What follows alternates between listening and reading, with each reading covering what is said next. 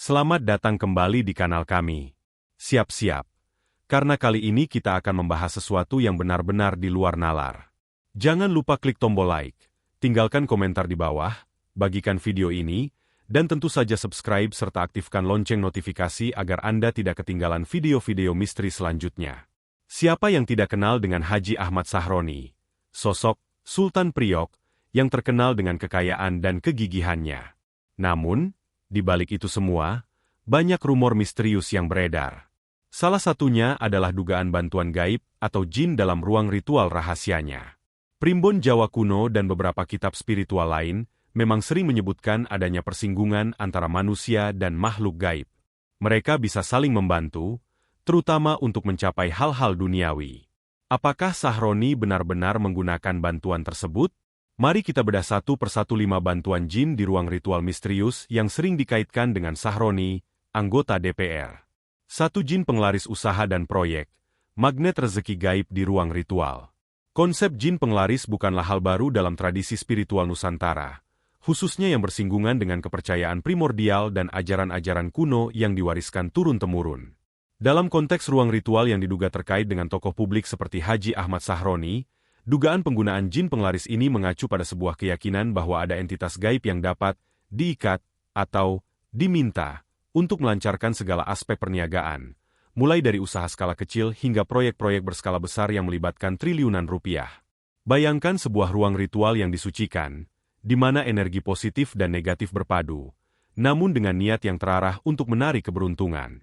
Disinilah dipercaya jin penglaris ditempatkan. Mereka tidak hadir secara fisik, melainkan energinya diakini meresap ke dalam aura pemilik ruang ritual tersebut, yang kemudian memancar ke lingkungan sekitarnya. Efeknya, menurut kepercayaan ini, sangat nyata dalam dunia material. Pertama, jin penglaris bekerja dengan cara membuat aura pemilik bersinar. Aura ini bukan sekadar kiasan, melainkan dipercaya sebagai medan energi tak kasat mata yang memengaruhi persepsi orang lain. Ketika aura seseorang bersinar, ia akan terlihat lebih menarik, meyakinkan, dan memiliki daya pikat yang kuat. Hal ini krusial dalam dunia bisnis yang sangat kompetitif. Orang-orang akan lebih mudah tertarik untuk mendekat, mendengarkan, dan akhirnya melakukan transaksi. Bayangkan seorang penjual yang aura bisnisnya begitu kuat, calon pembeli akan merasa lebih percaya dan nyaman untuk berbisnis dengannya, bahkan tanpa alasan yang logis sekalipun. Kedua, jin penglaris memuluskan setiap negosiasi. Dalam setiap kesepakatan, negosiasi adalah jantungnya. Dengan bantuan jin penglaris, dipercaya bahwa setiap pembicaraan akan mengalir lancar. Pihak lawan akan lebih mudah diajak berkompromi, tuntutan yang berlebihan bisa diredam, dan titik temu yang menguntungkan kedua belah pihak, terutama pemilik ruang ritual, akan lebih mudah tercapai. Ini bukan berarti jin tersebut memaksa, melainkan lebih kepada menanamkan rasa simpati, pengertian, dan keinginan untuk mencapai kesepakatan yang harmonis pada pihak lawan, tentu saja dengan hasil yang lebih berpihak. Ketiga, jin penglaris memastikan tawaran bisnis selalu datang berlimpah. Dalam prinsip, men jada wajada, siapa yang bersungguh-sungguh akan mendapat. Bantuan jin penglaris dianggap sebagai akselerator. Mereka seperti pawang yang memanggil peluang dari berbagai penjuru. Panggilan telepon yang masuk, email yang diterima, atau bahkan pertemuan tak terduga bisa saja membawa tawaran bisnis yang menggiurkan. Ini bukan kebetulan semata, melainkan hasil dari energi yang dipancarkan oleh jin penglaris yang menarik segala bentuk peluang rezeki. Klien baru, mitra strategis, atau proyek-proyek yang sebelumnya sulit dijangkau, kini seolah datang mengetuk pintu. Keempat, jin penglaris menjamin kemenangan dalam proyek-proyek besar. Dalam dunia proyek, terutama yang melibatkan tender atau lelang, persaingan sangatlah ketat. Jin penglaris diakini memberikan keunggulan kompetitif yang tak terlihat. Mulai dari memenangkan tender yang sebelumnya tampak mustahil, hingga memastikan kelancaran pelaksanaan proyek agar tidak menemui hambatan berarti. Ini bisa berarti memenangkan hati para pengambil keputusan, mendapatkan informasi strategis yang tidak dimiliki pesaing, atau bahkan menetralkan energi negatif dari kompetitor. Namun, perlu diingat bahwa bantuan gaib semacam ini memiliki imbalan. Dalam tradisi spiritual, tidak ada yang gratis. Imbalannya bisa bermacam-macam, mulai dari sesaji khusus yang harus dipersembahkan secara rutin, hingga tumbal yang mungkin bersifat simbolis atau bahkan lebih serius tergantung pada jenis perjanjian yang dibuat dengan jin tersebut. Sesaji ini bisa berupa makanan, bunga, dupa, atau benda-benda lain yang disukai oleh entitas gaib yang bersangkutan. Waktu persembahan pun seringkali ditentukan, misalnya pada malam-malam tertentu dalam kalender Islam atau penanggalan tradisional. Ketidakpatuhan dalam memberikan imbalan dapat berakibat pada hilangnya berkah atau bahkan datangnya musibah.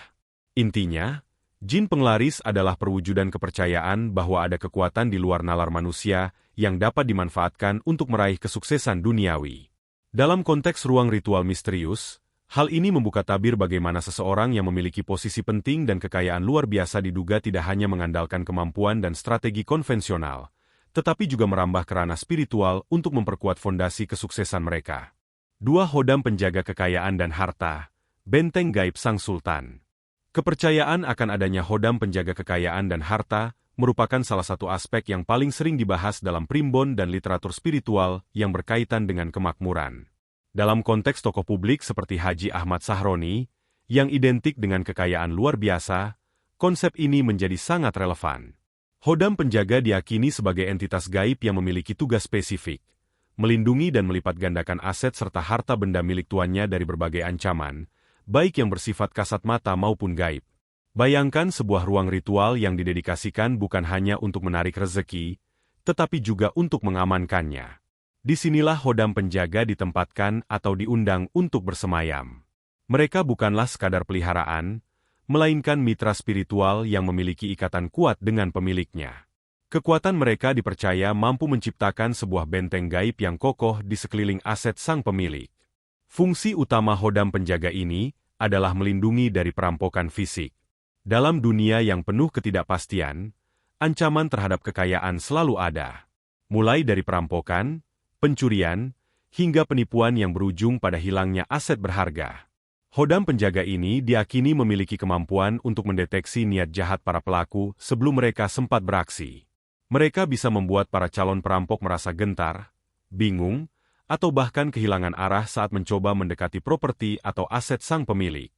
Terkadang, mereka juga bisa menimbulkan kejadian-kejadian aneh yang membuat para pelaku urung melakukan aksinya, seperti ban kendaraan tiba-tiba kempes, kunci pintu macet, atau suara-suara menakutkan yang terdengar. Namun, perlindungan tidak berhenti pada ranah fisik semata. Hodam penjaga juga bertugas melindungi dari kebangkrutan yang tak terduga. Kebangkrutan bisa datang dari berbagai arah. Krisis ekonomi global, investasi yang gagal total, skandal bisnis yang merusak reputasi, atau bahkan fitnah yang menghancurkan kepercayaan pasar. Hodam penjaga diyakini mampu memberikan peringatan dini melalui firasat atau mimpi kepada pemiliknya, sehingga mereka dapat mengambil langkah antisipatif sebelum kerugian besar terjadi.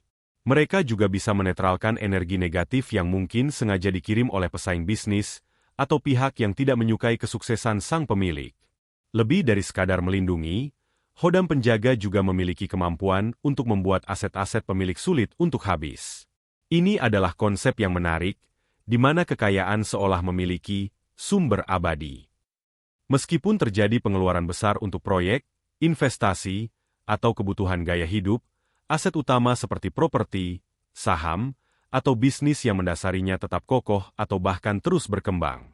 Ini bukan berarti uangnya tidak berkurang sama sekali, melainkan aliran pengeluaran tersebut diimbangi dengan aliran pemasukan atau penambahan nilai aset yang lebih besar lagi, seolah-olah ada mekanisme otomatis yang menjaga keseimbangan. Hodam ini juga berperan dalam menjadikan harta benda sulit terkuras. Dalam dunia bisnis, fluktuasi adalah hal biasa. Ada masa panen raya, ada pula masa paceklik. Namun, dengan kehadiran hodam penjaga, masa-masa sulit tersebut dipercaya dapat dilewati dengan lebih ringan. Kerugian yang seharusnya besar bisa tiba-tiba menjadi kecil, atau proyek yang terancam gagal bisa mendapatkan penyelamat di menit-menit terakhir. Ini seperti memiliki asuransi gaib yang bekerja tanpa premi bulanan yang terlihat. Yang paling penting, hodam penjaga menjaga agar kekayaan yang ada terus bertumbuh dan berlipat ganda. Mereka tidak hanya menjaga apa yang sudah ada, tetapi juga aktif membantu dalam pengembangan. Caranya bisa beragam. Memberikan ide-ide brilian untuk investasi baru, membuka jalan untuk kemitraan yang menguntungkan, atau bahkan membuat aset yang sudah ada memiliki nilai tambah yang signifikan tanpa harus mengeluarkan biaya tambahan yang besar. Ini adalah esensi dari magnet rezeki yang bekerja ganda, menarik masuk dan mengamankan yang sudah masuk, sambil terus menumbuhkannya. Namun, seperti halnya jin penglaris, keberadaan hodam penjaga ini juga seringkali membutuhkan perawatan dan pengabdian.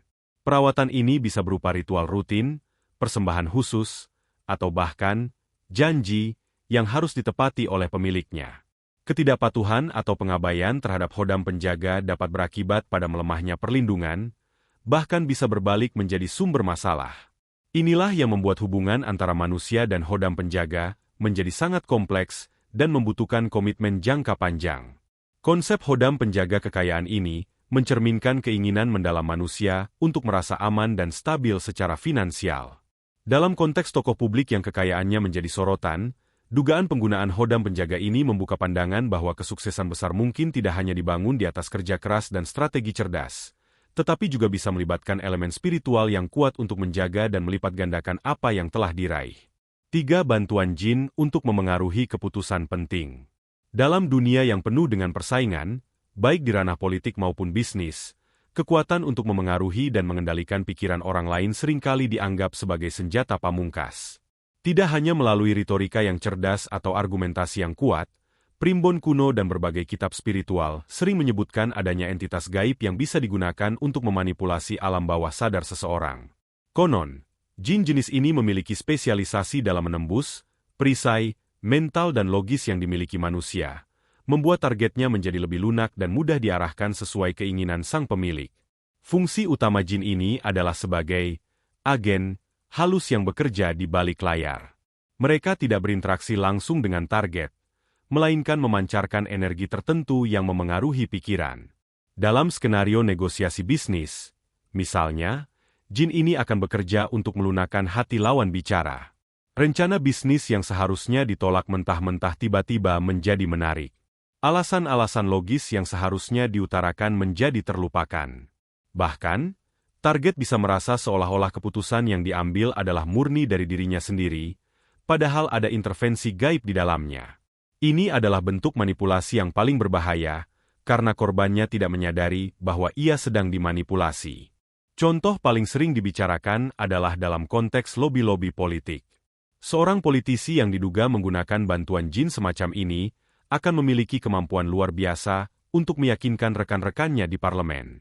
Pidato yang diucapkannya mungkin terdengar biasa saja, namun setiap kata yang keluar seolah memiliki bobot yang sangat kuat. Pendengar akan merasa seolah-olah politisi tersebut adalah orang yang paling jujur, kredibel, dan memiliki visi yang jelas. Oposisi yang keras tiba-tiba berubah menjadi dukungan yang kuat. Bahkan, kesepakatan-kesepakatan penting yang seharusnya alot bisa dicapai dalam waktu singkat. Tidak hanya dalam urusan besar, jin ini juga dikabarkan bisa membantu dalam hal-hal yang lebih personal. Misalnya, untuk memenangkan hati calon investor yang skeptis, atau untuk mendapatkan persetujuan dari dewan direksi yang sangat ketat. Konon, jin ini bekerja dengan cara menarik perhatian target, membuat mereka fokus pada apa yang dikatakan oleh sang pemilik, dan mengabaikan segala keraguan atau data yang berlawanan. Ini menciptakan semacam hipnosis gaib, di mana target berada dalam keadaan sugestif dan mudah diarahkan. Namun, seperti halnya bantuan gaib lainnya, ada konsekuensi yang harus dibayar. Kitab-kitab kuno sering menyebutkan bahwa imbalan untuk jin pemengaruh ini sangat berat. Mereka membutuhkan tumbal atau persembahan yang sifatnya bisa spiritual maupun fisik.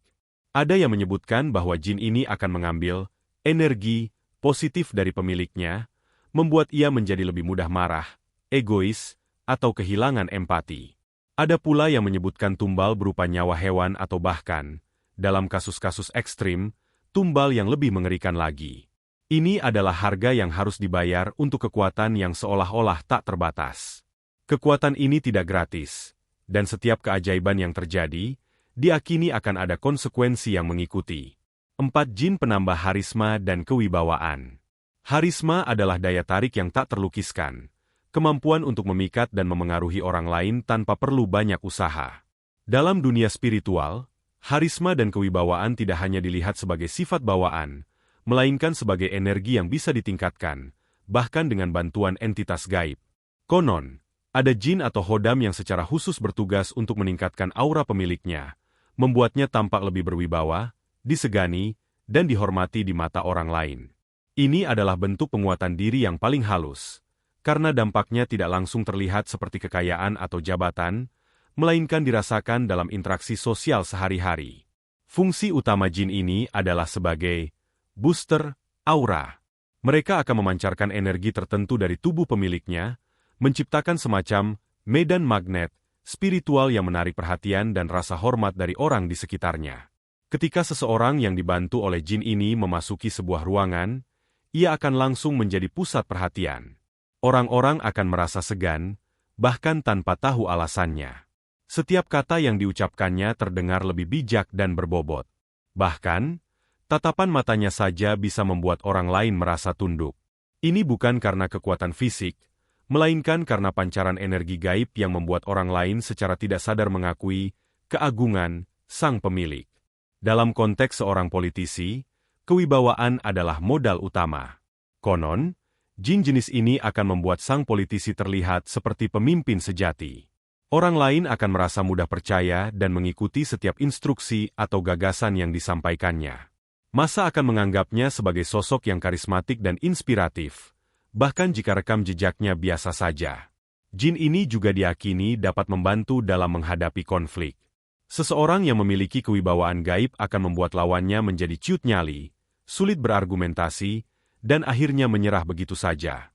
Ini adalah cara yang efektif untuk memenangkan pertempuran tanpa harus menggunakan kekerasan atau debat yang panjang. Selain itu, jin penambah kewibawaan ini juga dikabarkan bekerja untuk menjaga integritas dan martabat pemiliknya. Mereka akan melindungi dari fitnah atau gosip yang merusak reputasi. Setiap kali ada kabar buruk tentang sang pemilik, orang-orang akan cenderung tidak percaya, atau bahkan menganggapnya sebagai hal yang tidak penting. Jin ini menciptakan semacam perisai mental yang membuat pemiliknya kebal terhadap serangan verbal dan sosial. Ini adalah perlindungan yang sangat berharga bagi mereka yang hidup di mata publik. Namun, ada harga yang harus dibayar untuk kekuatan ini. Konon, jin yang bertugas sebagai penambah harisma dan kewibawaan seringkali menuntut pengabdian yang sangat ketat dari pemiliknya. Pemilik harus mengikuti aturan-aturan spiritual tertentu, seperti melakukan ritual di waktu-waktu tertentu, atau menjaga perilaku agar tidak bertentangan dengan kode etik yang ditetapkan oleh jin tersebut. Jika pemilik melanggar, jin bisa pergi, atau bahkan berbalik menjadi musuh. Ada pula yang menyebutkan bahwa jin ini akan memakan sebagian dari kebahagiaan dan keintiman pemiliknya. Pemilik mungkin akan terlihat sangat dihormati di mata publik, namun merasa kesepian dan hampa di dalam. Kehidupan pribadinya mungkin menjadi berantakan, dan hubungan dengan orang-orang terdekatnya menjadi renggang. Ini adalah paradoks yang seringkali terjadi dalam kisah-kisah spiritual. Kekuatan besar seringkali datang dengan pengorbanan yang tak kalah besar. 5 bantuan jin untuk membuka mata batin dan insting bisnis tajam. Insting, atau firasat, adalah salah satu kunci sukses yang seringkali diabaikan. Ketika dihadapkan pada pilihan sulit, seringkali keputusan terbaik datang dari bisikan halus di dalam diri. Dalam dunia spiritual, bisikan ini seringkali diakini bukan hanya intuisi murni, melainkan juga intervensi dari entitas gaib. Konon, ada jin yang memiliki kemampuan khusus untuk membuka mata batin pemiliknya, memberikannya pandangan yang lebih dalam tentang masa depan, dan mengarahkan pada keputusan yang paling menguntungkan. Ini adalah bentuk bantuan gaib yang paling canggih, karena tidak hanya membantu dalam urusan fisik, tetapi juga memengaruhi cara pemiliknya berpikir dan merasakan. Fungsi utama jin ini adalah sebagai navigator gaib. Mereka akan membimbing pemiliknya untuk melihat peluang yang tidak terlihat oleh mata telanjang. Sebagai contoh, dalam bisnis, jin ini bisa memberikan firasat tentang saham mana yang akan naik harganya, atau kapan waktu yang tepat untuk menjual sebuah aset sebelum harganya jatuh. Bisikan ini datang dalam berbagai bentuk, bisa berupa mimpi yang sangat jelas, perasaan kuat yang tiba-tiba muncul, atau bahkan melalui tanda-tanda kecil yang hanya bisa dipahami oleh pemiliknya. Dengan bantuan ini, seorang pebisnis bisa membuat keputusan yang seolah-olah beruntung, padahal sebenarnya dibimbing oleh kekuatan gaib. Dalam konteks politik, Insting yang tajam adalah segalanya. Konon, jin jenis ini akan membantu seorang politisi untuk membaca situasi politik dengan akurat. Ia bisa tahu kapan waktu yang tepat untuk maju, kapan harus mundur, atau siapa yang bisa dipercaya dan siapa yang berpotensi menjadi musuh. Ini membuat sang politisi selalu berada di posisi yang menguntungkan. Ia bisa menghindari jebakan, mengambil keputusan yang populer di mata publik, dan memprediksi langkah lawan-lawannya dengan tepat. Semua ini dilakukan tanpa perlu analisis yang rumit, melainkan melalui pengetahuan gaib yang langsung disalurkan oleh jin tersebut. Namun, kemampuan ini datang dengan harga yang sangat tinggi. Kitab-kitab kuno sering menyebutkan bahwa jin pembuka mata batin ini sangat selektif dalam memilih tuan. Mereka hanya akan melayani orang yang memiliki ikatan spiritual yang kuat dan bersedia mengikuti semua ritual yang ketat. Ritual ini bisa sangat melelahkan, menuntut puasa, meditasi, atau persembahan yang sifatnya spiritual. Jika pemiliknya lalai atau melanggar perjanjian, jin ini bisa pergi, atau bahkan menyebabkan kekacauan dalam hidup pemiliknya. Selain itu, ada konsekuensi lain yang lebih mengerikan. Konon, terlalu sering menggunakan mata batin yang dibantu oleh jin ini bisa membuat pemiliknya kehilangan sentuhan dengan realitas. Mereka mungkin akan menjadi terlalu bergantung pada bisikan gaib dan mengabaikan logika atau nasihat dari orang lain. Hubungan dengan orang-orang terdekat bisa menjadi renggang karena mereka tidak lagi bisa memahami cara berpikir pemiliknya. Bahkan, ada yang menyebutkan bahwa jin ini bisa mengambil alih kendali atas pikiran pemiliknya, membuatnya menjadi boneka yang hanya bisa mengikuti perintah gaib.